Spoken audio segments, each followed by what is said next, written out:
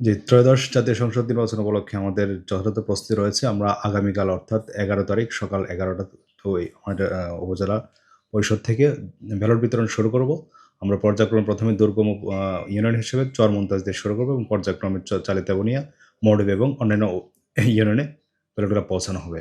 আমাদের সার্বিক আইনশৃঙ্খলা পরিস্থিতি স্বাভাবিক রয়েছে এবং এখানে পর্যাপ্ত পরিমাণ ফোর্স মোতায়েন রয়েছে। আপনাদের অবগতির জন্য আমাদের এখানে আ নৌবাহিনীর প্রায় ১০১ জন সদস্য রয়েছে এবং কোস্ট গার্ডের প্রায় ৯০ জন সদস্য মোতায়েন আছে। এছাড়াও পুলিশের ৪ টি মোবাইল টিম থাকবে এবং ২ টি স্ট্রাইকিং টিম থাকবে। এছাড়াও আনসারের ২ টি টিম রয়েছে। আ প্রত্যেক কেন্দ্রে আমাদের সিসি ক্যামেরা স্থাপন করা হয়েছে।